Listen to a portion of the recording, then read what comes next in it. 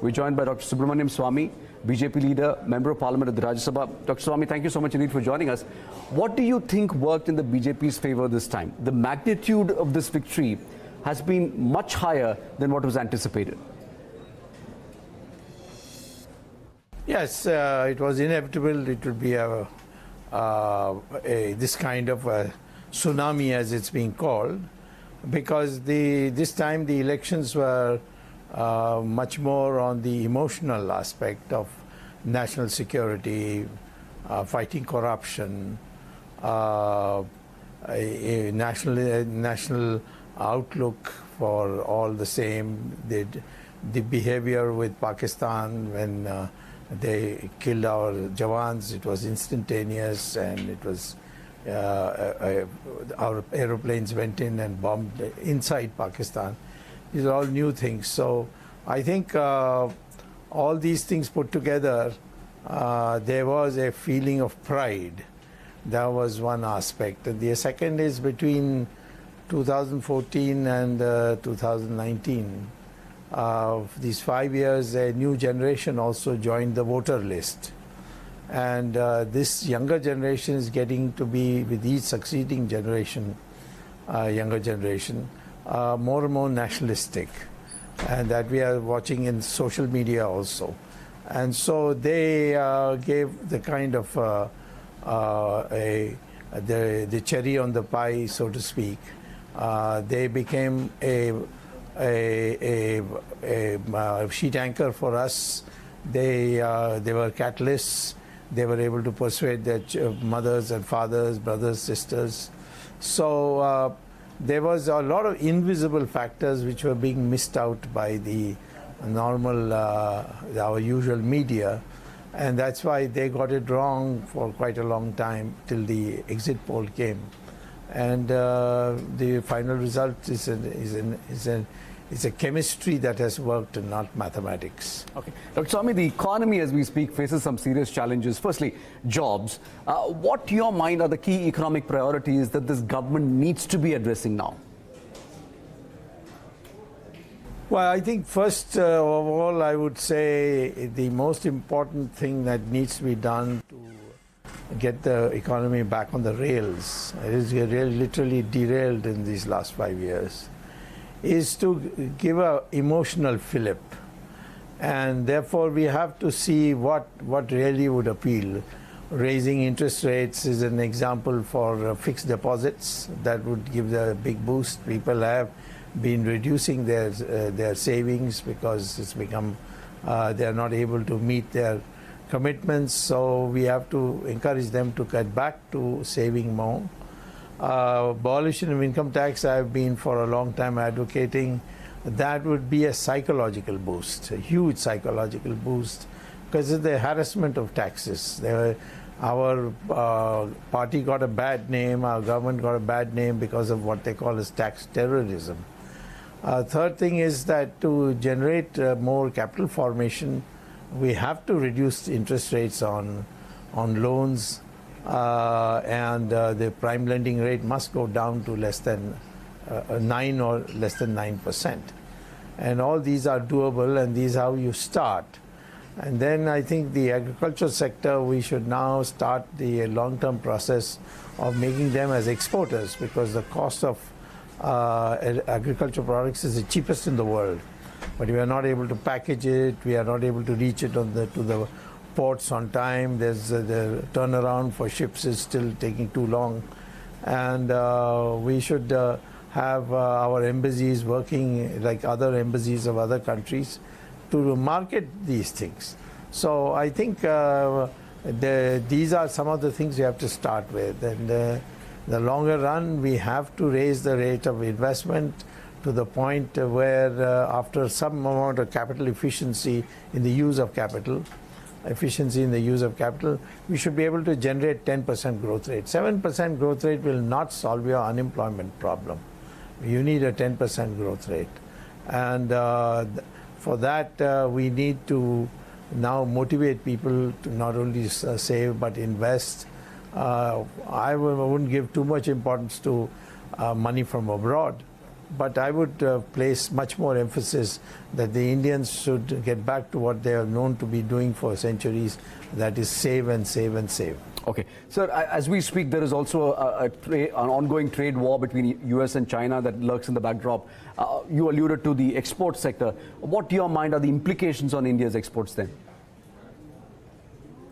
Well, I think I've been advocating for some time, even some of my textbooks which have been prescribed in universities, that China's growth model was essentially at the core importing semi-processed goods from East Asia, adding value and then re-exporting it to European and American and to America.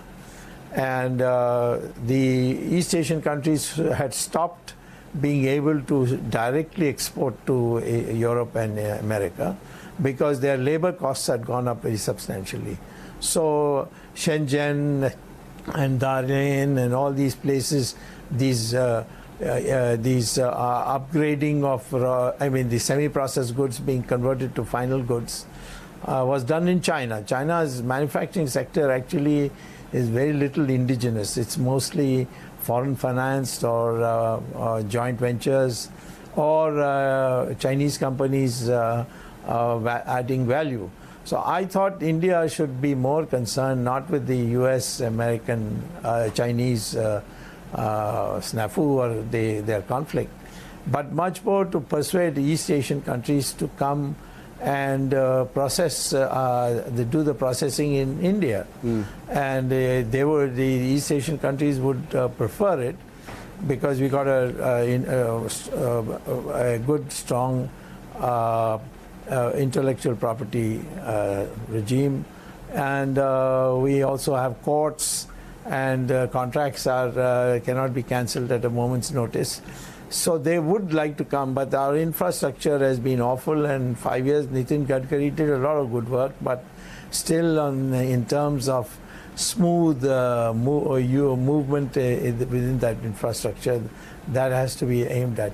The day we do that, that's the end of China, because China has still not been able to rebalance its economy, and it still relies on this foreign exchange inflow that comes between the cost they pay to the semi-processed goods and the revenue they get by selling it abroad. Okay, so you've been extremely vocal and articulate on India's economic challenges. One concern is that one didn't see in the previous term people in the government who presented an economic vision. Would you be willing to take up a job in the government this time? Yeah, I don't want to say that I would be willing. I'm a member of the party. As a member of the party, I'll accept anything they give me. But unless they ask me to travel abroad, like Narendra Modi asked me to become president of the BRICS Bank in Shanghai. I said, I have just left America and come here to settle in India, and I'm not going to go about. So anything that they give me which uses my expertise, I certainly would be very happy and willing, but I'm not going to ask for it. Okay. I'll move on to the next topic. And with such a massive mandate that allows the government to push through, bills in both Lok Sabha and Rajya Sabha, do you think the time has come for India to perhaps look at the second generation of reforms on areas like labor? Would the time be ripe for that? Yeah. Yes, it is. Labor, I think the more important thing is that if you want to have more labor-intensive technology to be used. So far, people have been discouraged in the industrial world because these labor unions have been a headache. Of course, over the years, it has become easier, but you should really enable people, the companies, to be able to have a modified firing system, hire fire system. And the modification is that you would, if you find that somebody is not working, you can fire him and send him home, but you must continue to send his paycheck for 3 years or 2 years. This could be negotiated till he finds another job. And if he can't find another job in 2 years, then he's not fit to be anyway in employment anywhere. So if you do that, I think companies will employ much more people than they are presently doing so. So that kind of labor reform, I don't think we have yet reached a situation where we can give unemployment compensation and things like that for everybody. But we must begin to start moving in that direction. I would say perhaps the tax advantages for the corporate sector should be for whatever they build in terms of schools, buses to ferry the workers to the factory, housing, so on. All these things should be liberally, the total amount that the companies spend for their employees on this medical, all these should be made tax exempt. And this is the way I think we can do both, be a little strict and on the discipline for labor and work towards a better productivity, and at the same time win over the labor, saying that these other things we are doing for you, which makes your life much more safe. Okay, I want to talk about politics as well, Dr. Swamy. And this massive mandate by the BJP in the state of Karnataka also puts pressure on the very fragile Kumaraswamy government there. Do you think it will survive? It shouldn't survive. You see, it was wrong in the first place because we were the single largest party and we were only 4 or 5 short of the majority. And this matter went to the Supreme Court, and we had an awful lawyer who said that he was ready for a floor test within 24 hours.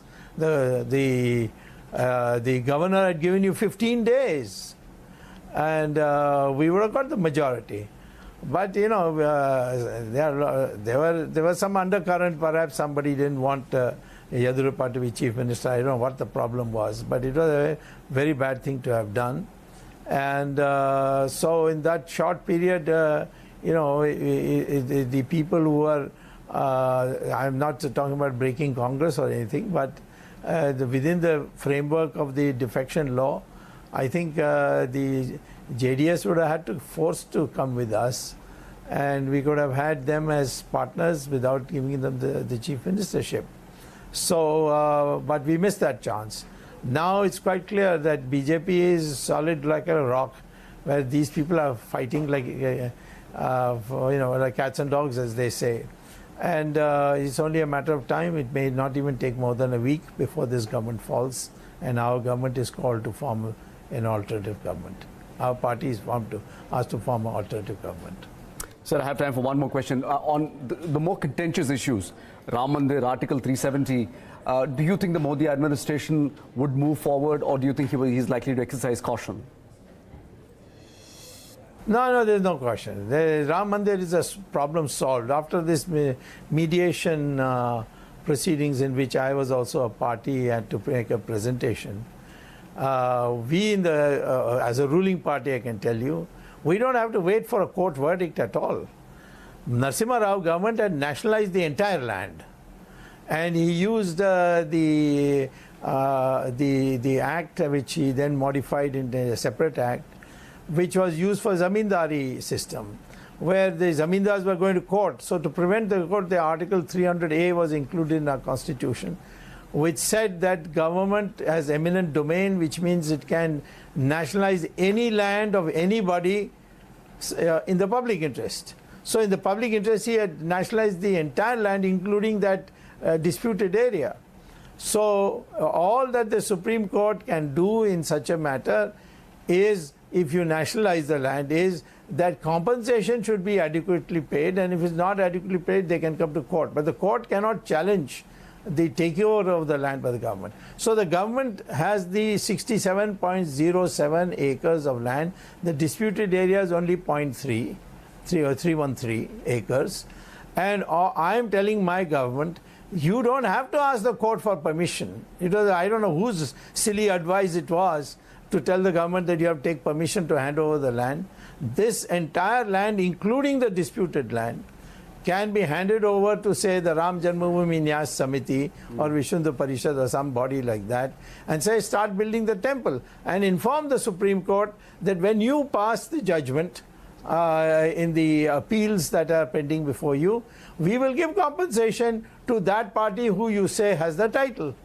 They will not get the land because the land belongs to the government now, and therefore the matter is solved. And you have to, the government has to talk to the various Muslim leaders and tell them that masjids are shifted all over in the Arab world. Why they can't be shifted in our country? We'll give you another place and build it into a township if you like. But where Ram was born, there's only one place in the whole country. And therefore, we are not going to part with it, and that we are handing it for building a temple. The matter can be solved, and it will be solved along these lines within the next 6 months, I believe. Dr. Swamy, we leave it there. Thank you so much indeed for joining us, and thank you for your time. That was Dr. Subramanian Swamy from the BJP. If you have been, thank you so much for watching.